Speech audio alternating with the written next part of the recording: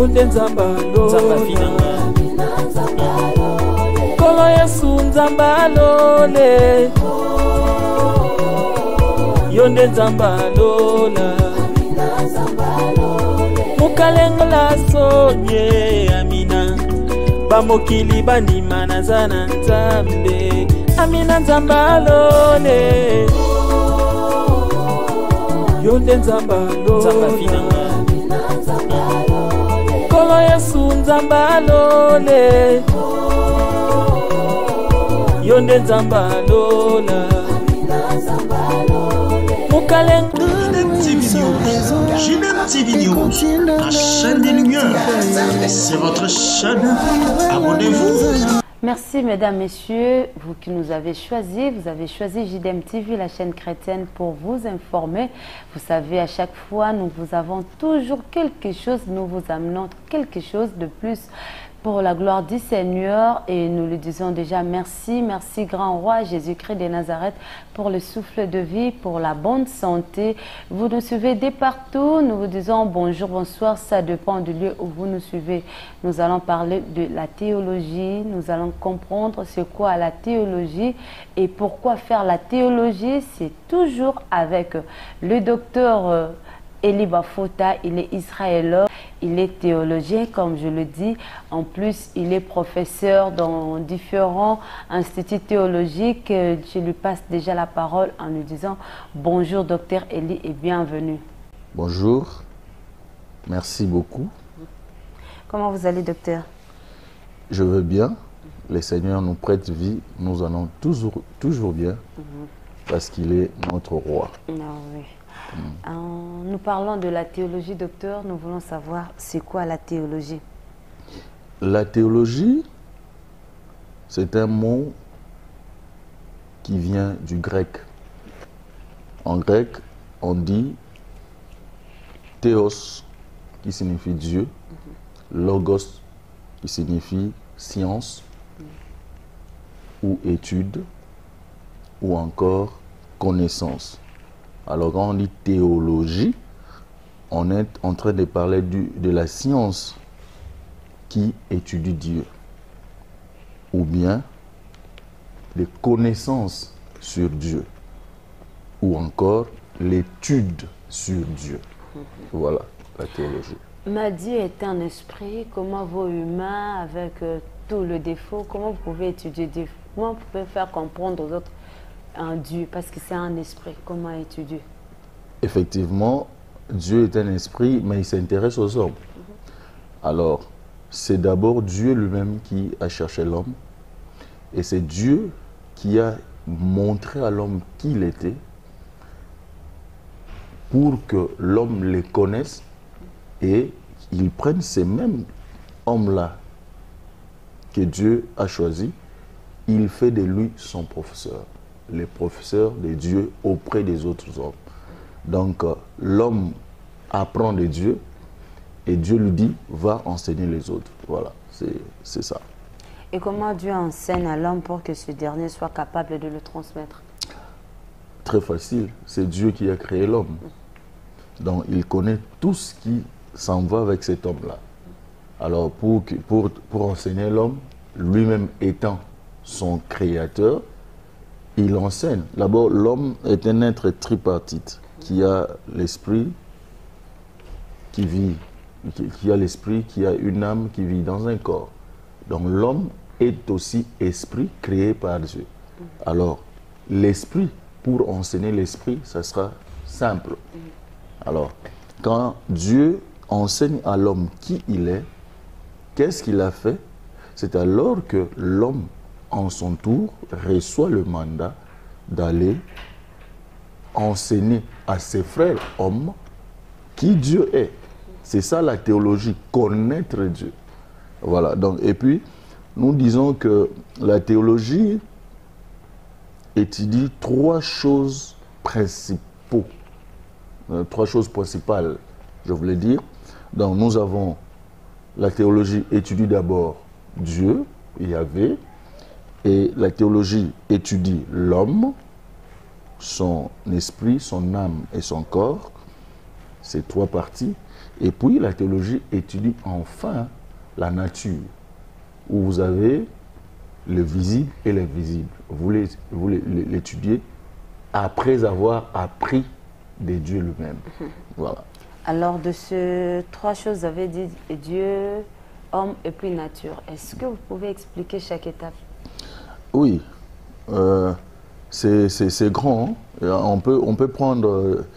à l'école, nous pouvons prendre 3 mois. Mais ici, je vais expliquer rapidement. Donc, d'abord, Dieu.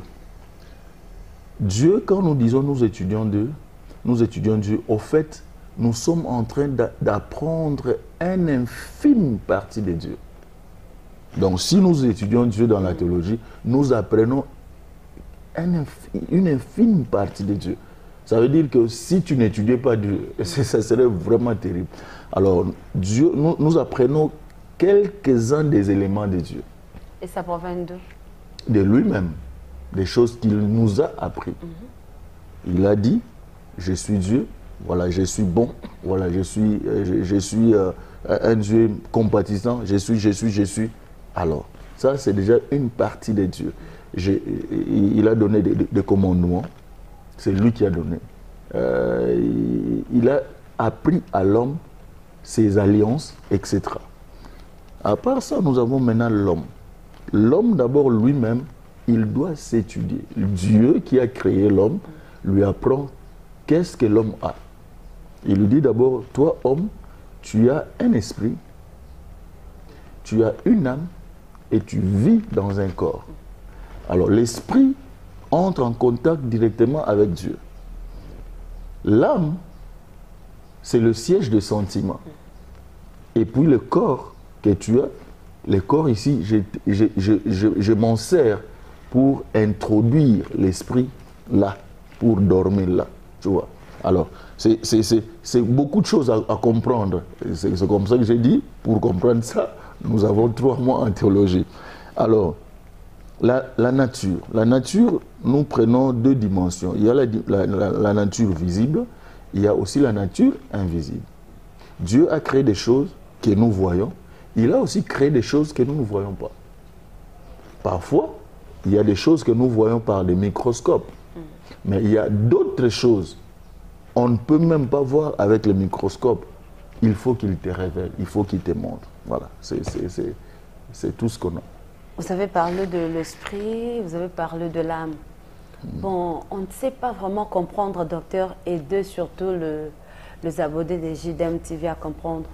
Des fois, on dit l'esprit, et Dieu prend l'esprit, son esprit est quelque part. Son âme, quelle est la différence entre âme et esprit? En théologie, généralement, l'esprit et l'âme sont différents, je vais expliquer, mais parfois, d'autres théologiens confondent l'âme et l'esprit pour dire que c'est la même chose. Mais ça, ce n'est pas mon problème. Mon problème, c'est que l'esprit et l'âme, c'est des choses différentes. L'esprit, c'est ce qui reçoit l'esprit de Dieu, qui vient soit pour parler, pour faire ceci ou cela. Et l'âme, c'est le siège de nos sentiments, de nos émotions. C'est là que vit nos émotions, notre volonté. Alors cette partie-là qui garde notre volonté, nos sentiments, etc., c'est ce qui s'appelle âme. Ok, merci. Et la nature? J'ai parlé de la nature. J'ai dit que la nature, vous avez par exemple l'eau, vous avez par exemple les animaux, vous avez les oiseaux, vous avez les insectes. C'est la nature, tout ça c'est la nature. Mais parmi la nature maintenant, il y a aussi des éléments visibles et il y a aussi des éléments invisibles. Ok. Voilà. Docteur, est-ce que ce mot théologie existe-t-il dans la Bible? De même que les mots Bible n'existent pas dans la Bible, c'est la tautologie, permettez-moi. Donc, Bible n'est pas dans la Bible. Donc, en fait, Bible veut dire livre. C'est l'ensemble des livres qui forment un grand livre qu'on appelle Bible. C'est l'ensemble des livres. Mais la théologie, dans la théologie, c'est tout un tout un ensemble de mots qu'on a mis ensemble pour définir ce que nous voulons étudier vraiment. La théologie, dans la Bible, il n'y en a pas. Mais il y en a d'une autre manière. Par exemple, Dieu. Quand nous disons l'étude de Dieu, Dieu est dans la Bible. Tu vois, Dieu est dans la Bible, l'étude, étudier, ça est dans la Bible. Tu vois, donc c'est un mot qui n'est pas, mais qui est dans la Bible. Et ces derniers temps, nous voyons en scène, on dit si vous appelez, comme on dit, Dieu, bon, ce n'est pas vraiment correct, il faut dire Yahvé, dire Jésus-Christ, ce n'est pas vraiment ça exactement, mais plutôt, il faut dire Yeshua HaMashiach. Non, c'est pas que ce n'est pas vraiment juste. Quand Dieu, pas vraiment ça. Oui, quand Dieu s'est révélé aux hommes, quand il se révèle, il dit qui il est, il dit comment il s'appelle par exemple. Alors, puisque la Bible a été écrite en des langues, mais la première langue qui nous donne la Bible, c'est l'hébreu. Alors, souvent, nous partons de l'hébreu pour convertir. Vous voyez?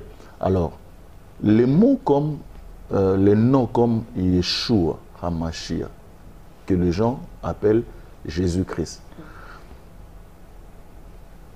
Il y a aussi quelque part là à manger, à boire, que les gens n'aiment pas. Les gens disent non, il ne faut pas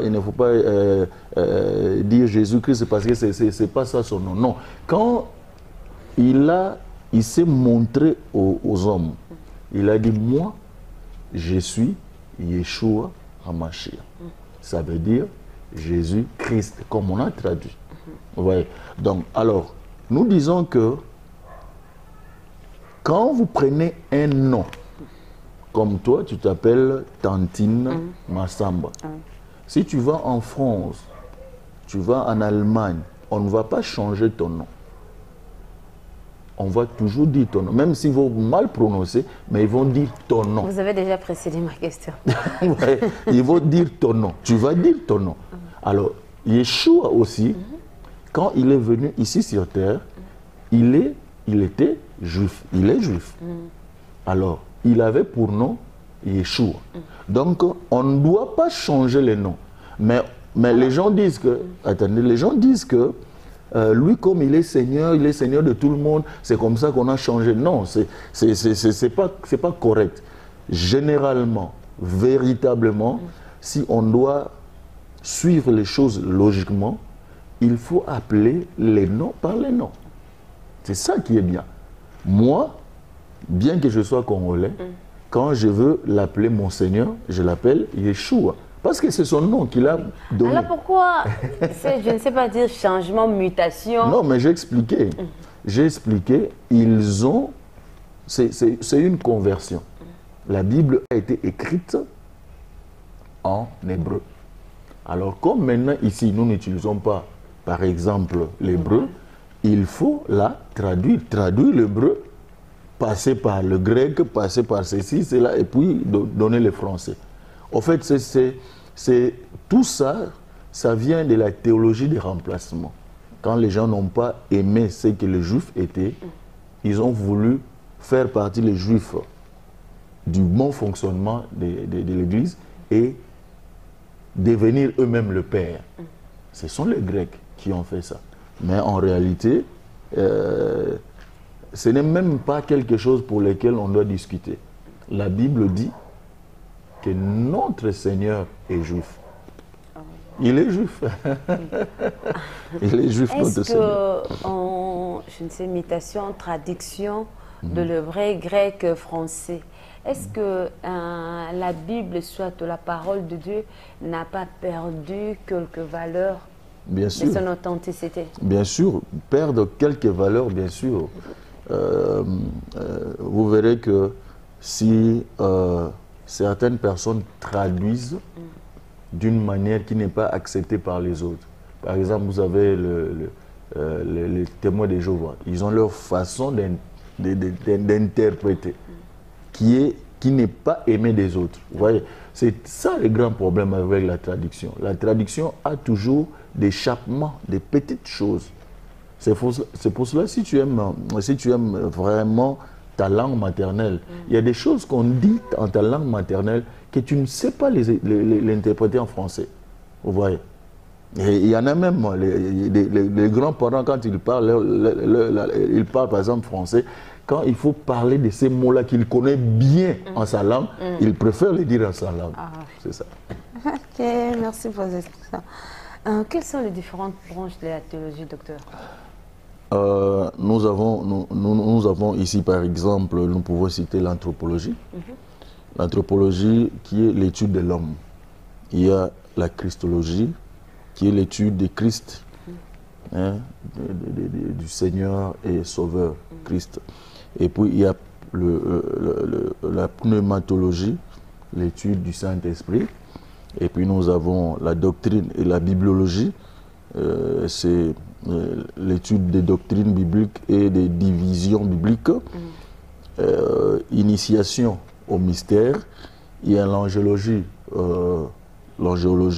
supérieure. Nous avons aussi racines juives, hein. Et puis nous avons la sotérologie, qui est l'étude du salut, l'herméneutique, qui est l'étude des sciences et arts de l'interprétation biblique, l'homilétique, qui est l'étude des techniques, méthodes de prédication et enseignement biblique. Il y a la missiologie qui étudie la mission, hein, Dieu dans la mission avec Somme, avec les anges. Nous avons aussi l'onction et leur mystère. Et puis il y a aussi l'homme de Dieu. On va étudier l'homme de Dieu, et puis on dit qui est l'homme de Dieu, comment agit-elle, comment opère-t-il, tout ça.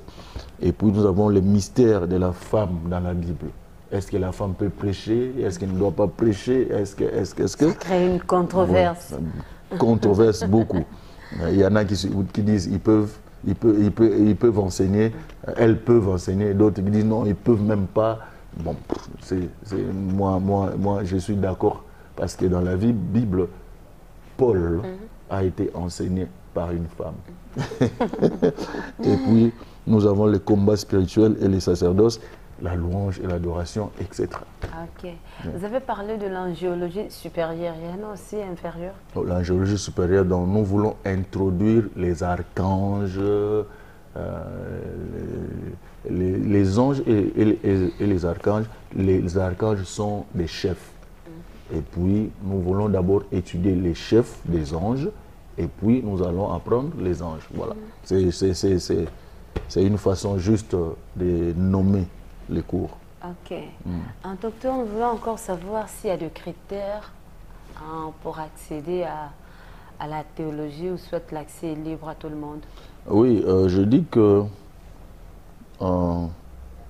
normalement, pour étudier la théologie, il faut d'abord connaître cette personne, ou bien avoir l'idée sur cette personne qu'on veut étudier. Si on veut étudier la théologie, moi je dis qu'on doit d'abord avoir cru en ces Yeshua-là, en ces dieux-là, et maintenant vouloir comprendre qui il est, qu'est-ce qu'il veut, etc. Alors, il y a beaucoup de controverses là-dedans. Il y en a qui diront il faut avoir au moins 20 ans ou 30 ans. Il y en a d'autres qui te diront il faut d'abord être marié. Il y en a qui diront il ne faut pas être marié comme les prêtres, tout ça, etc. Donc il y a beaucoup de choses. Mais je veux dire que, disons pour moi, je dis qu'il faut quelques critériums pour que la personne passe à la connaissance vraie de Dieu. Il doit d'abord connaître ces dieux-là, ou bien il doit d'abord vouloir connaître ces dieux-là, c'est alors qu'il va apprendre. Et il doit aussi vouloir étudier pour transmettre, parce qu'on ne va pas aller étudier la théologie pour rien. Je vais aller apprendre quelque chose juste pour que je sache. Non, ça, ce n'est pas correct. Donc, il faut le savoir, le maîtriser pour bien l'enseigner ou pour bien se défendre. Voilà. Est-ce que le niveau intellectuel, ou je peux dire les diplômes, fait partie des exigences?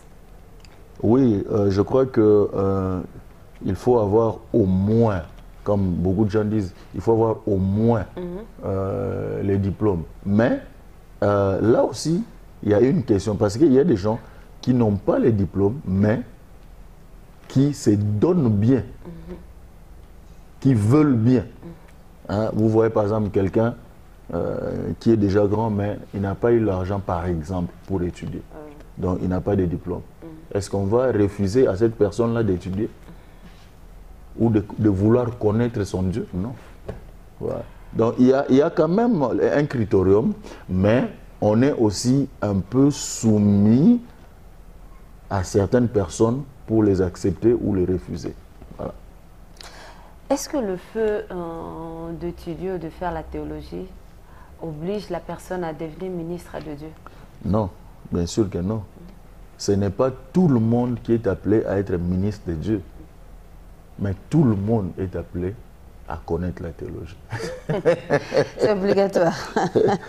Hein? Il faut, obligatoire. Même les pasteurs, quand il a fait la théologie, quand il apprend à ses membres, vous verrez que même sa façon de les enseigner ou de les amener à l'approche de certaines choses, c'est vraiment bien structuré, orienté, et il leur donne des choses qui sont vraies. Mais pas quelqu'un qui dit je ne veux pas faire la théologie parce que je pense que Dieu lui-même va me dire de faire. Non, écoute, quand Dieu lui-même te dit, Dieu lui-même dit à Moïse, Moïse, va dire aux enfants d'Israël. Donc c'est une façon de lui, je t'ai appris, tu as compris, va leur faire comprendre. Comprenez? Ce que tu as compris, va leur faire comprendre. Parce que quand on dit Dieu m'a appelé, quand Dieu m'a appelé, c'est alors que je sais qu'il me faut connaître celui qui m'a appelé. C'est le Saint-Esprit lui-même qui va m'apprendre. Je n'ai plus besoin. Bien sûr. Quand vous dites que le Saint-Esprit vous apprendra, c'est alors qu'il y a beaucoup d'erreurs comme on le voit. Suivez la télé, vous verrez qu'il y a des bêtises, excusez-moi, des bêtises qui se passent. Mais je crois même Dieu, il n'est pas prêt à avaler ça. C'est trop fort, docteur. Oui, il n'est pas prêt à avaler ça. Les gens qui sont pasteurs ou prophètes ou apôtres, qui viennent dire des bêtises que même Dieu ne connaît pas. Dieu est innocent, mais on sait que son nom. Lui-même est innocent, mais il sursaute quand on cite son nom. Ah oui. Alors, quel est votre point de vue par rapport à ceux qui disent que la théologie n'a pas d'importance parce que Dieu est esprit, on ne peut pas l'étudier, le Saint-Esprit nous suffit et c'est tout, point barre? Mais quand on dit Dieu est esprit, on ne peut pas l'étudier. Mais c'est ça qui est faux. Dieu lui-même qui est esprit, il a pris l'homme, il a expliqué à l'homme, je suis Dieu, voilà comment je vais fonctionner. Voilà comment, quand il apprend à l'homme, quand il a fini de lui apprendre, il lui dit maintenant, va apprendre les autres là. Donc par exemple, pasteur, Dieu t'a appelé. Mais Dieu, qu'est-ce qu'il fait? Il t'enseigne. Quand il t'enseigne, il va te dire, bon, à tel endroit, va voir tel, ou bien va voir telle école. Je te donne mon exemple. Je me suis converti ici à la résurrection. Et je commence. Et c'était comment? Question de curiosité. Bon, ça, je m'en passe. je m'en passe. Alors, je vous dis seulement que quand maintenant j'ai commencé à suivre le Seigneur, et puis, je suis allé en Côte d'Ivoire parce que je devais me rendre au Canada. Alors, Dieu me dit, écoute, tu ne vas pas au Canada pour faire cette chose-là, commence ici en Côte d'Ivoire, fais la théologie, et il m'a donné des détails. J'ai dit Seigneur. C'était par prophétie, dans un songe? Non, il m'a parlé, c'était un songe, c'était un songe, il m'a parlé. Alors, Moi, j'ai dit, non, moi, je n'ai pas besoin de ça. Moi, je veux pour faire autre chose. Le Seigneur me dit, j'ai besoin de toi. Je vais travailler avec toi. Mais il faut que tu connaisses les choses que tu vas donner aux gens. Il faut que tu apprennes. Alors, pour couper court, je me suis inscrit dans une école théologique. J'ai appris. J'ai étudié jusqu'à la licence. Alors, avant que je ne finisse, il me dit, tu vas maintenant aller en Israël, je vais t'apprendre autre chose. Tu vas bien comprendre les tenants et les aboutissants de la théologie comme il se doit. Alors, je suis parti de la Côte d'Ivoire en Israël. Et là, j'apprenais. Je veux dire quelque chose, par exemple, qui m'a marqué. J'ai découvert que plus j'apprenais, j'ai appris que Dieu, par exemple, Dieu, qu'est-ce que je veux dire? Dieu, il prend les choses que je connaissais, je dis, les choses que je connaissais, et il m'apprend maintenant c'est quoi les alliances avec lui. Première alliance, deuxième alliance, ça signifie Brit Yashana, ancienne alliance, et puis Brit, qu'est-ce que je dis? Brit Yashana et puis Brit Mila. J'apprends le Brit Mila et puis le Brit Mila c'est la circoncision. Alors, il m'apprend encore les Brit Yashana, il m'apprend les Brit Khadasha, la nouvelle alliance. Qu'est-ce qu'il m'apprend là-bas? Il m'apprend que si tu es en alliance avec Dieu, par exemple, je prends par exemple la nourriture, quand tu es en alliance avec Dieu, tu ne manges pas n'importe quoi. Il m'apprend ça. Si tu es les interdits et tout ça. Il dit, si tu es en alliance avec moi, il y a des choses que je veux que tu manges et il y a des choses que je ne veux pas que toi tu manges. Nous sommes dans Lévitique 11 et puis dans Deutéronome 14. Ils peuvent lire, les gens qui nous suivent. Là, c'était propre à vous, posé pour vous tous. Là, vous représentez un échantillon comment? Ou c'était seulement vous singulièrement? Non, pas moi seulement. Les gens qui étaient là. Moi, je parle de moi qui était parti étudier. Je suis allé étudier ça. Alors, il m'a appris une chose. Quand tu me sers, ça signifie que toi et moi, nous avons alliance. Tu ne me sers pas comme ça. Tu es en alliance avec moi. Tu n'es pas un électron libre. Oui, tu n'es pas un électron libre. Tu n'es pas n'importe qui. Alors, quand tu apprends que tu es en alliance avec moi, alors tu fais des choses comme je le veux. Quand en me servant, tu ne me sers pas n'importe comment. C'est moi qui te dis comment tu fais. Je vois des gens qui servent n'importe comment.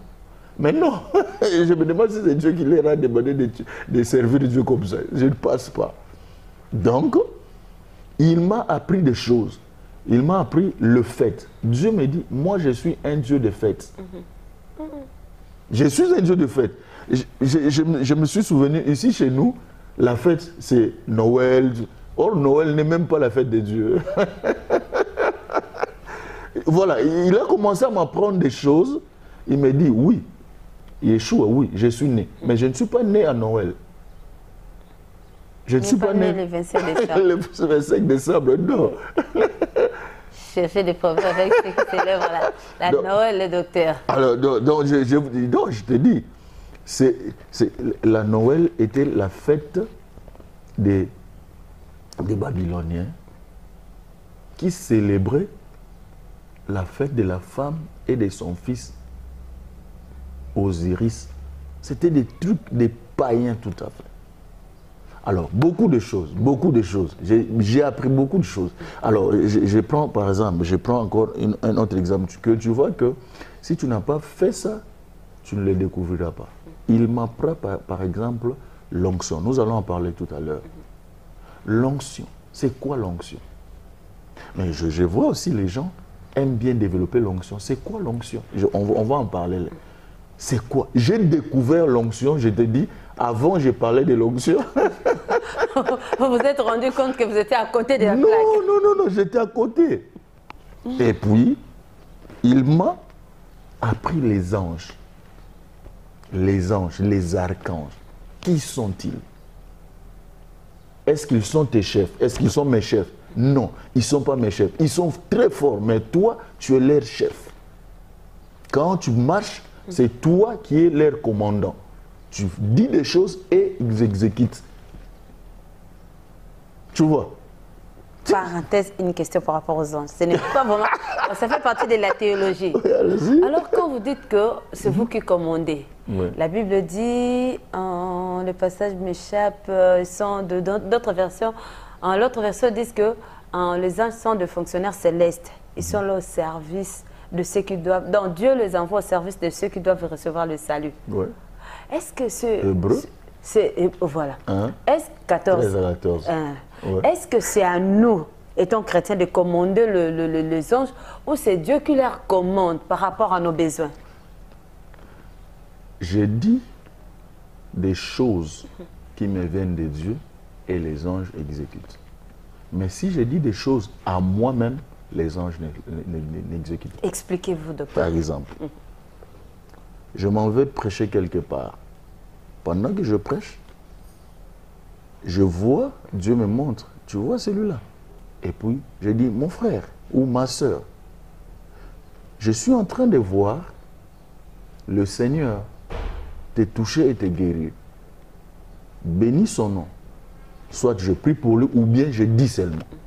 Dès que je dis ça, il n'y avait pas encore la guérison. Mais dès que je dis ça, les anges maintenant exécutent ma parole. Parce que c'était la volonté de Dieu.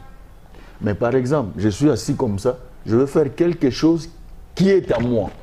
Ça n'a rien à voir avec Dieu. Et je dis aux anges de le faire. Non, ils ne le feront pas. Parce qu'ils sont ministres de Dieu et non mes ministres. Non. Alors, d'autres pasteurs disent, peut-être en plein service, je libère mes anges. Est-ce que cette façon de parler corrobore avec la parole de Dieu? Bon, en fait, ce sont des erreurs.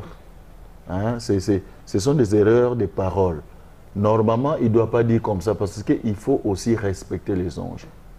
Il faut dire les choses comme ils doivent se dire. Par exemple, je libère les anges à la parole de l'Éternel que j'ai prononcée. Voilà.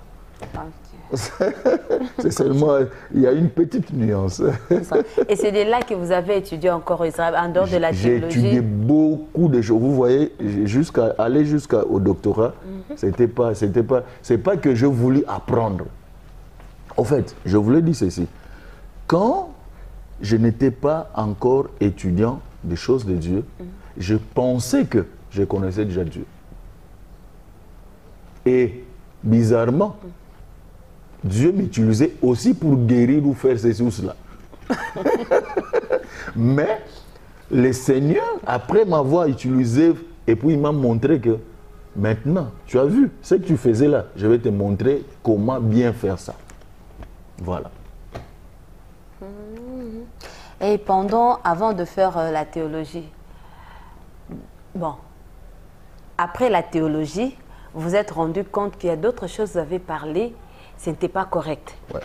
Est-ce que vous êtes revenu une fois après la théologie, donc que vous voyez, quand on a dit ça, c'était juste par erreur, on ne connaissait pas, ou c'est passé comme ça, bon, je vous dis, le faire, c'est ça que je fais toujours. Tu comprends? Je le fais toujours. Sans honte, sans complexe, ni complaisance. Mais il ne faut pas qu'il y ait complexe. Je dis aux gens, moi, j'ai eu à prêcher comme ça. Après, je me suis rendu compte que c'était faux. Parce que. Vous voyez, je l'ai dit, même ici quand je prêche, même dans les autres églises quand je prêche, quand j'arrive à un point où je prêchais mal avant, je le dis aussi. C'est d'ailleurs, je suis fier de le dire. Maintenant, je sais. Quand je le dis, Dieu même est content. Ok. Mais à cette époque-là, quand je prêchais comme ça, je croyais que c'était ça. Vraiment. Là, C'était ça. C'était. Par exemple, on dit que Paul, hein, dans Acte 18, et quand il dit que il faisait des tentes. Il faisait des tentes. Ça signifie quoi? Il faisait des tentes. Comment je prêchais ça? Moi, je disais, Paul était faiseur des tentes, des maisons. Il faisait des maisons.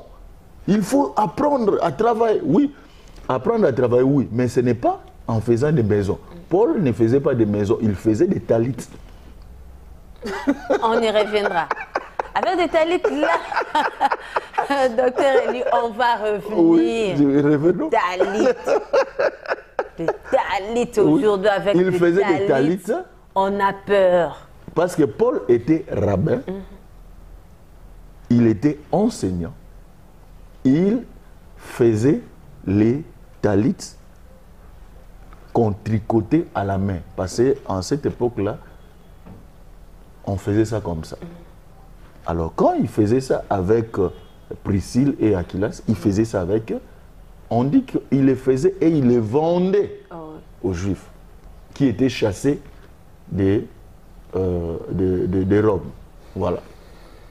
Donc ce qu'il faisait là, ce n'était pas des maisons, mais c'était des talites. Mais à l'époque, quand je prêchais, je vous dis, il faut. Oui, bien sûr. Il faut travailler. Et puis les gens acclament, ils mettent des offrandes. Amen. On sait la parole de Dieu. Voilà. L'histoire des talites, on y reviendra. Parce que ça commence à créer des histoires. Pasteur, quel est le rôle d'un théologien? Son rôle, comme je disais, il a le rôle de recadrer, d'enseigner ce qui est vrai. Puisque j'ai appris la théologie, donc j'ai appris qui est Dieu. J'ai appris c'est quoi la nature. J'ai appris c'est quoi l'homme. Maintenant, comme j'ai appris ça, je dois apprendre aux autres. Donc, au fait, les théologiens, c'était un enseignant de la parole de Dieu vrai. Voilà. C'était un enseignant vrai. Parce qu'il y a des enseignants faux. Alors, il y a une différence entre la théologie chrétienne et la théologie libérale? Oui. Je dis toujours, peut-être que tu vas un peu t'énerver maintenant. Je dis, la théologie appelée abusivement chrétienne, appelée abusivement. Parce que la théologie elle-même, il n'y a pas de la théologie gauche, de théologie droite, non. La théologie veut étudier son Dieu, veut étudier soi-même et veut étudier la nature. Donc, c'est une façon de gens de nommer leurs histoires. Mais je dis, la théologie appelée abusivement chrétienne, c'est la théologie qui dit que toute la parole qu'on voit dans la Bible, c'est la parole de Dieu. Et la théologie qu'on appelle abusivement aussi la théologie libérale, c'est la théologie qui dit la Bible comme ça est là, il y a une partie de la parole de Dieu. Et les restes là, ce sont des histoires, ce n'est pas Dieu. En fait, qu'est-ce que je veux dire? Il y a une nuance. Tout ce qui constitue la Bible, c'est la parole de Dieu. Mais tout ce qui constitue la Bible ne fait pas partie de ce que Dieu a dit. Parce qu'on parle aussi de ce que le diable a dit, de ce que l'homme a dit. Voilà. Mais on l'appelle théologie. Voilà. Théologie. Merci, docteur. Je vois que nous sommes déjà arrivés à la fin, mais avant de nous quitter, votre mot de la fin pour aujourd'hui, on peut vous donner vos coordonnées. Je suis fier. En même temps, je suis un peu triste pour la théologie. Parce qu'aujourd'hui, les pasteurs, les serviteurs de Dieu ont beaucoup de choses à dire sur la théologie. Il y en a même qui disent que celui qui est pasteur ou celui qui est serviteur de Dieu n'en a pas besoin. Mais je veux dire ceci. Ça fait quelque temps maintenant, je vois des serviteurs de Dieu, des grands hommes de Dieu qui me voient parce qu'ils veulent suivre la théologie. Il y en a qui me voient pour qu'ils suivent la théologie à eux-mêmes, que je les prenne à côté et les enseigne. Ce sont des gens aussi qui trouvaient que ils connaissent déjà Dieu. Mais maintenant, ils ont la chose de Dieu qui les réclame, l'étude de la théologie. Alors, je voudrais vous dire, mes frères et sœurs, mes serviteurs de Dieu, s'il vous plaît, faites la théologie et soyez bien encadrés par le Seigneur pour que votre onction, pour que votre puissance, pour que votre feu soit effectif. Effectif. J'aimerais que nous tous, nous faisons les choses de Dieu comme il se doit. Parce qu'il ne s'agit pas de ce que nous connaissons, de ce que nous pensons, mais il s'agit de ce que Dieu veut. Si vous avez déjà fait la théologie, gloire à Dieu. Que Dieu vous bénisse. Et voyons-nous pour les prochains numéros. La bénédiction est à vous, la grâce est à vous, l'onction de Dieu reste sur vous. Au nom de Yeshua, amen. Alors, mes coordonnées, je vais donner mon numéro, c'est plus 243 9 9 5 6 3 98 ou 98 99 ou 99. Voilà. Donc, plus 243 995 63 98 et 99. Voilà. Et si vous nous suivez aussi par Facebook, vous avez Eli Mafuta. Pour le moment, ce sont mes coordonnées. Je vous remercie. JDM TV News, la chaîne des lumières, votre chaîne, notre chaîne. Balobi, restez branchés, scotchés. Nakati la chaîne Nabino. Awa présentement na Congo, Kinshasa, JDM TV News. Nous avons des émissions comme Gilbert et Soin Pasteur. Nous avons des émissions Instant d'Espoir. Nous avons des émissions Les Chrétiens et la musique. Balobi Awa, il y a des prédications, exhortations. Nous sommes là pour exhorter, pour éclairer. Balobi Tikala Wana Zala branché ko Zapete. Boka télécommande Landa JDM TV News Tikala Awa. Yebisan de Kwaza Pembe Nayo à s'abonner. Yom to s'abonner te. Abonne-toi massivement et nous sommes la chaîne chrétienne, la chaîne des lumières. Restez là, abonnez-vous massivement et vous ne serez pas déçus. Francine Chala sur JDM TV News officiel. Fidèles téléspectateurs de JDM TV News, abonnez-vous massivement sur votre chaîne et vous ne serez jamais déçus. Car la Bible dit, le ténèbre ne régneront pas toujours sur la lumière. Et JDM TV, c'est un canal pour apporter de la lumière et pour l'édification du corps du Christ. Donc abonnez-vous massivement, appelle ton voisin, ta voisine et abonne-toi car ici il y a de meilleures choses à venir. Et bien sûr nous recevons pour vous des pasteurs, des serviteurs de Dieu et nous recevons aussi de chantres. Et dans JDM TV News, vous avez de la lumière sur toute l'actualité chrétienne. Restez scotchés, restez branchés sur votre chaîne, mais surtout, ne manquez pas d'inviter vos amis et à s'abonner sur JDM TV News, la chaîne de la... Salut, j'espère que vous allez bien. Donc là, je viens de vous parler de la chaîne JDM TV. C'est une nouvelle chaîne. Donc, et je vous demande de vous abonner au max. Donc, vous ne serez pas déçus. C'est la chaîne de votre soeur. Donc, vous s'abonnez massivement. Donc, vous n'allez jamais déçu. Vous écoutez la émission bien, la publicité, le divertissement. Donc, mieux surtout à madame. et vous avez la chaîne. Donc c'est une nouvelle chaîne, comme je disais tout à l'heure. Donc vous s'abonner, et pour ça la mission bien, et pour ça la vidéo bien. Na Katia YouTube, JDM TV News.